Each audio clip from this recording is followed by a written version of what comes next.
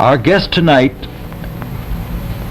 found out whether there was any land north of the North American continent. He made that first discovery flight, and I must say that Admiral Byrd, our guest tonight, is not only our greatest living explorer, but he's been an inspiration to countless Americans.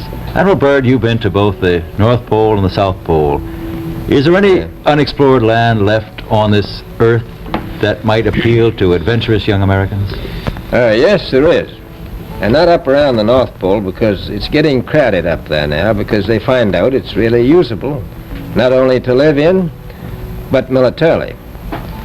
But strangely enough, there's left in the world today an area as big as the United States that's never been seen by a human being. And that's beyond the pole, on the other side of the South Pole, from Middle America.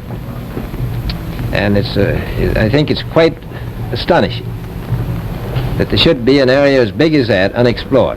That's a tremendous So challenge. there's a lot of adventure left down at the bottom of the world. Well, Admiral, do you hope to see that? I do. Well, Admiral, would you say that since you've been to both the extremities of Earth, are these expeditions to such far-off places, are they getting easier because of modern techniques, or is danger still close at hand? Well, it's a little risky, but nothing like it used to be with the old slow planes and the small cruising radius where we had to put down bases. We replaced the dog teams, and of course that was a big improvement. But now the planes go much faster and they are safer, and they have a much bigger cruising radius. You haven't got the danger of a terribly heavy load. Admiral, an expedition to which I believe you're the advisor is now en route. What is that expedition doing? Well, that's the icebreaker Atka, and it's a reconnaissance expedition. It's going down to the South Pole area to make certain observations and to look for some bases. They will be back in April, and they will report back, and upon the information we get from that undertaking, we will base the bigger expedition that's to follow. Is that very definitely planned, or is that... That is being planned right now. So I'm willing to say to you that there will be a number of expeditions that will follow, I think, year after year, at the bottom of the world, because the government has really become interested. Well, Admiral Byrd, I can understand, I think everybody can, the interest in the North Pole because it's so near our greatest challenger, Soviet Russia. But why this interest in the bottom of the world? Nobody living down there, is there? No, it's pretty cold. There's only one permanent resident, that's the emperor penguin. The little ones live further north. I tell you one reason they're interested. It's by far the most valuable, important place left in the world for science. That's why the scientific groups all over the nation are really interested. But more important than that, it has to do with the future of the nation, those to come after us, or even during your lifetime, because it happens to be an untouched reservoir of natural resources. And you know, as the world shrinks with an ever-increasing acceleration, far-flung places once useless, like we thought the North Pole was, and no man's land, become very useful. The bottom of the world will be important, not only to us, but to our allies. I was going to ask you, does it have military importance? It has some, and as the world shrinks, it will continue to shrink with an ever-increasing acceleration, thus bringing these places closer. And in the future, I can see a time when it will be very, very important strategically. Well, has the development of air power increased the strategic importance of places like the very much Palma Peninsula, we'll say? Very much so.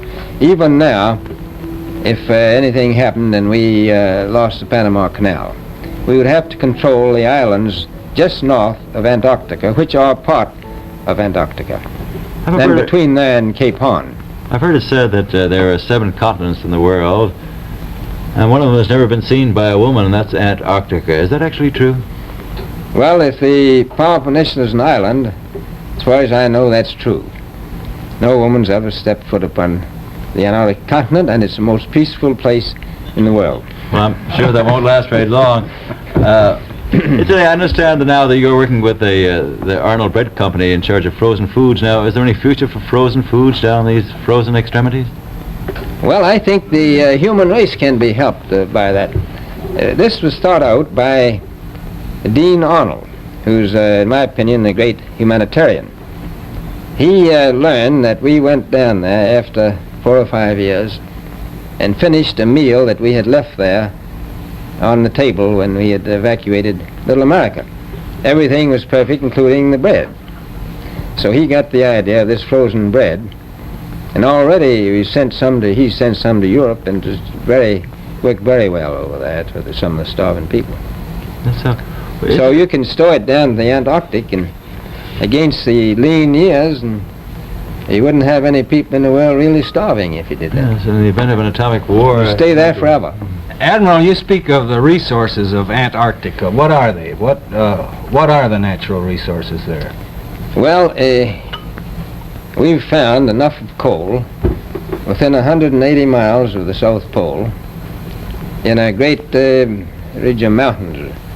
It's not covered with snow, enough to supply the whole world for quite a while. Well, that's the coal. Now, there's evidence of many other minerals. We are pretty sure there's oil. Now, that coal shows the bottom of the world. Now, by far the coldest spot in the world. Where that coal is gets 100 below zero in the winter.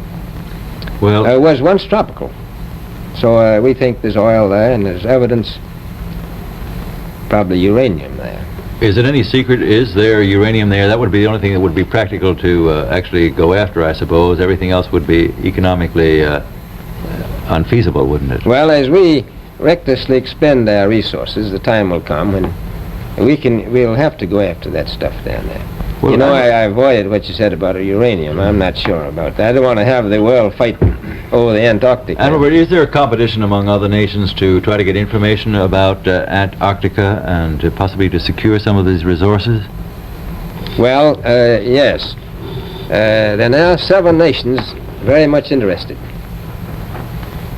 Russia is interested tremendously. That I'm sure of. Australia has an expedition down there. The Argentine, the Chile, New Zealand, Britain, and so on. Now, you can understand those people down there being interested because they live down there, the New Zealanders, the Argentinians, the Chileans, and the Australians. And so we don't do much about claiming anything. Admiral, you make this sound a little crowded. Are there that many expeditions now there or en route there? Well, you know, as I said, it's the most peaceful place in the world, but I don't think it will be for long because of this intense interest on the part of other nations and this nation. Well, Admiral Byrd, are private expeditions a thing of the past? Is expedition and exploration, making expedition and exploration now purely a government function because of the tremendous no, cost I and don't think organization? so. I think down south it may be more or less a thing of the past, but not other expeditions that go there. A lot of them go north now. This latest expedition now on the way is a government expedition, I take it. Yes, that's the government. Admiral Byrd, may I ask you, is there a great difference between the top of the world and the bottom of the world? There is. Now, the North Pole is the center of an ocean 10,000 feet deep. The South Pole, the center of a plateau, 10,000 feet high. The North Polar Sea is surrounded by continents slightly frozen. The Antarctic continent is surrounded by a belt of ice, frozen seas of at least 1,200 miles thick. Now the south is a plateau. It gets in some places 14,000 feet up. I've been over areas about 13,000, and it's a little bit chilly up there. So there's that big difference between the top and bottom of the world. The north really isn't very cold up there on the Arctic Ocean. Not compared to the south. Admiral Byrd, we often hear it said that our young Americans now aren't as hardy as their forefathers. Do you think that Americans do measure up to the standards, the physical standards and morale standards of the past? I do. I don't believe that. I think they're just as hardy. Well, what would you say was the most valuable factor on an expedition? Is it morale, or physical courage, or is it It's your equipment. Well, I've always thought that loyalty was by far the most important trait. The British told me that when I first went down in 28 that I couldn't possibly get through the winter night without a mutiny if I took more than 20 men. But to serve science, I had to take 42 men. Then I took 56 the next time, and so on. So, and I did find that loyalty was the most important thing during the winter night when it's very hard on your nerves. I think that's best trait. Well, that's a very valuable characteristic at any time. Well, thank you very much, Admiral Byrd. It's been a great pleasure to have you here tonight. It's a pleasure to be with you. The opinions expressed on the Longines Chronoscope were those of the speakers. The editorial board for this edition of the Longines Chronoscope was Larry Lasser and Kenneth Crawford. Our distinguished guest was Admiral Richard E. Byrd. 47, the land beyond the poles, the exploration flight over the North Pole, the inner Earth, my secret diary. I must write this diary in secrecy and obscurity. It concerns my Arctic flight of the 19th day of February in the year of 1947. There comes a time when the rationality of men must fade into insignificance, and one must accept the inevitability of the truth. I am not at liberty to disclose the following documentation at this writing. Perhaps it shall never see the light of public scrutiny. But I must do my duty and record here for all to read one day. In a world of greed and exploitation of certain of mankind, one can no longer suppress that which is truth. Flight log, Base Camp Arctic. February 19th, 1947.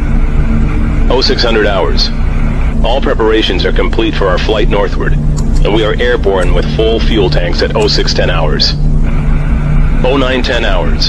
Vast ice and snow below. 0915 hours. In the distance is what appears to be mountains.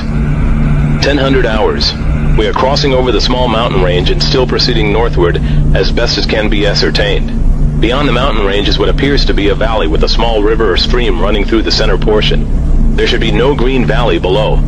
Something is definitely wrong and abnormal here. We should be over ice and snow.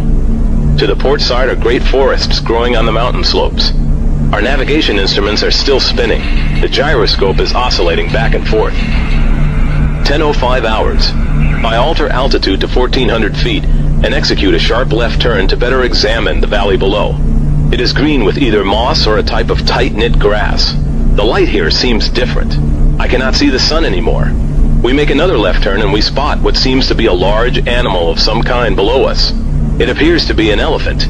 No, it looks more like a mammoth. This is incredible, yet there it is. Decrease altitude to 1,000 feet and take binoculars to better examine the animal. It is confirmed. It is definitely a mammoth-like animal. Report this to base camp. 10:30 hours. The external temperature indicator reads 74 degrees Fahrenheit. Continuing on our heading now.